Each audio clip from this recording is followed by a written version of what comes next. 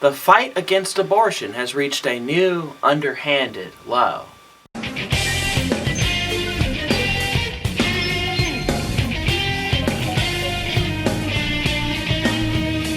What's been happening lately is a new form of fighting has taken place against abortion, where it's now flag-waving, with the cause of protect the patients, right? And that sounds good to start. Let's protect people.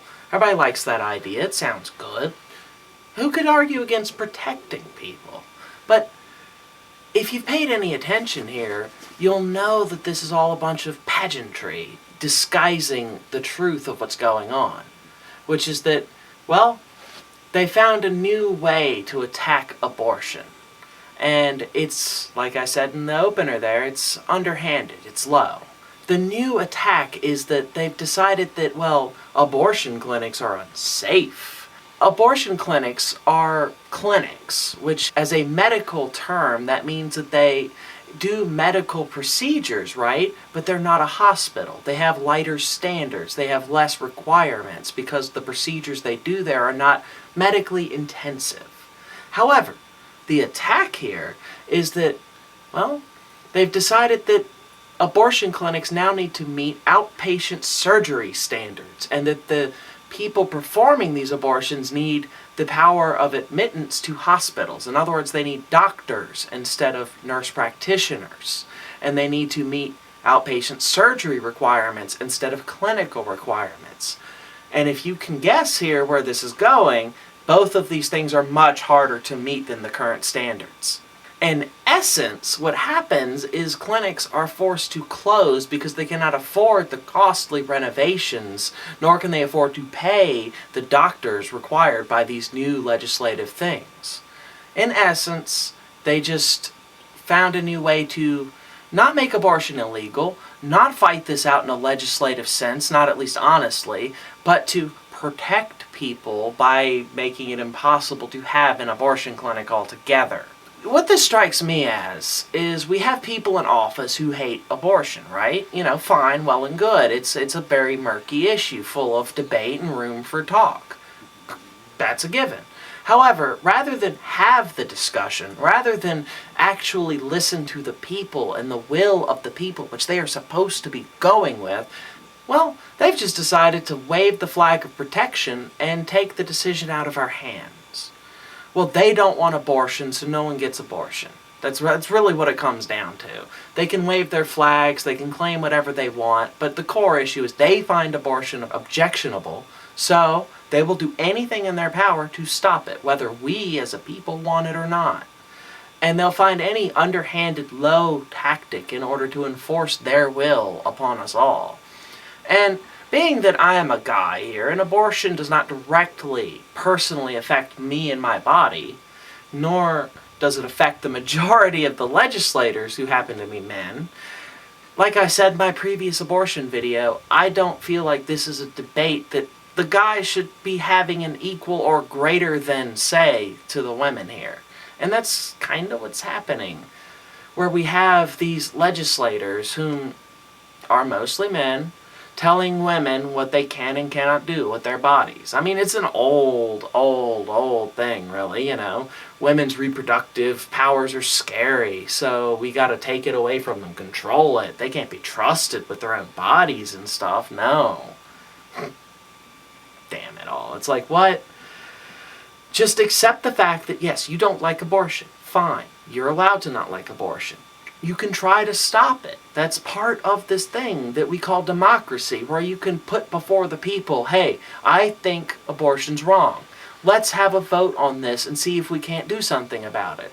And people will vote yes or no and whatever.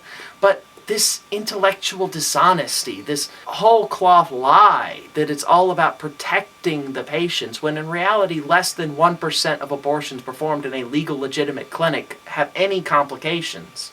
I mean, not to mention the fact that I call them, and opponents call them, abortion clinics, but that's only a tiny piece of what they even do. They have abortions there, yes, and it's a real video, but that is not the totality of what these places do, and in fact, it's only a small sliver of the services they provide to many women who are in need of all sorts of different things, whether it be medications, whether it be breast cancer screenings, whether it be contraception, whether it be family planning. Abortion's just one piece of this, and it's an unfortunate piece. I will say that abortion is unfortunate. However, in my opinion, it is necessary in quite a few cases. I don't feel like getting into all of that right now. The point is, we have legislators who do not want to have this discussion at all. They have decided abortion is wrong, and we, the people, will just shut up and accept it because they said so. And they're not going to tell us that that's what it's about. They're not going to tell us that this is an attack on abortion. They're going to lie to our faces, directly to our faces, and say it's about protecting people, when you can tell very clearly that they're not protecting people by driving these clinics out of business altogether.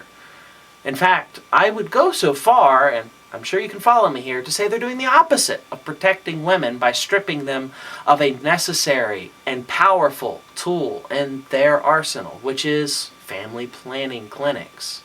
I don't think anybody can actually disagree with the core idea of a family planning clinic if we remove abortion from the equation altogether, which is a place to help women with reproductive-based issues, whether it be planning for a family, whether it be preventing pregnancy before it's time. I don't think anybody can argue with these being necessary and important. And if you can, well, I don't know what to say to you. If you can tell me that it's more important to control women than to give them the right of control over their own bodies, you want to control them instead of let them control themselves, well, there's a different issue altogether, and I think it has a lot more to do with your insecurity than it does with them. But that part is neither here nor there.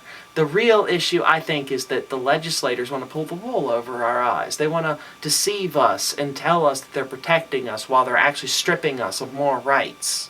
And I don't know about you, but even, being a guy here, not really affected by this as much as women, I'm insulted and fucking outraged just because it's an insult to my intelligence, if nothing else. That they actually think I'm going to sit there and believe that, based on statistics, based on facts and information, that this is somehow actually a move to protect anybody except their own shallow, pointless moral drivel. And yes, abortion has moral implications. There's room for debate. But these people don't want to do that. They're too squeamish for that, and they're afraid, I would say, of being told they're wrong by the people that they are supposed to listen to above all else. And because they think it's wrong, we should just go with it, right? Which is actually, I think, quite the reversal of the point of the goddamn democratic process, which is that the representatives... Wait, it's even in the name. Represent us. How about that? Representatives. Represent. They should, represent our opinions because we elect them to do that. Funny, that, don't you think? It seems like the representatives now want to tell us what to think. Now they want us to follow their drumbeat. That's wrong. It's a defilement, I would dare say, of the core meaning of America, which is that we decide as a people what we do, what is right and wrong. We have a democratic process. Issues are brought before us honestly, and we say, okay, yes or no. We vote, we discuss, we sometimes have problems with this, we might even fight about it. But that's all an important and mature part of the system, where we have the room to struggle over it. We have the room to debate it on an honest, open, intellectual level, because then we grow, we change, we evolve because of this. But when we're lied to by our representatives, when they wave the banner of protecting people in order to justify their crusade against anything they find objectionable, then the democratic process itself becomes endangered. Because the minute we accept this, the minute we say that, all right, sure, we can go along with this, we've basically forfeited the point of the democratic process. It's meaningless then. Now we're being told by the people that we should be ordering around what to think, what to believe, what to do.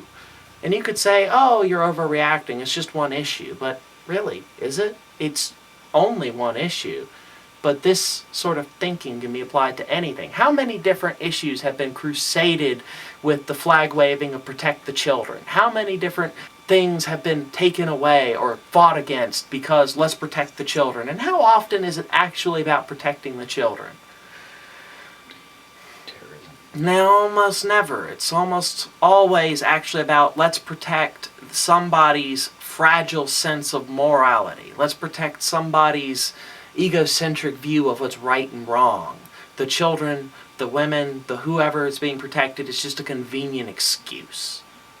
And in this particular case, I think it's a very egregious violation of public trust, what's going on here. And even if you're against abortion, this is not, to say that I hate you or you're wrong. This is to say that let's have the fucking debate legitimately, honestly, and about what really is going on, not some flag-waving moral crusade to protect people that aren't even in danger. Just something to think about.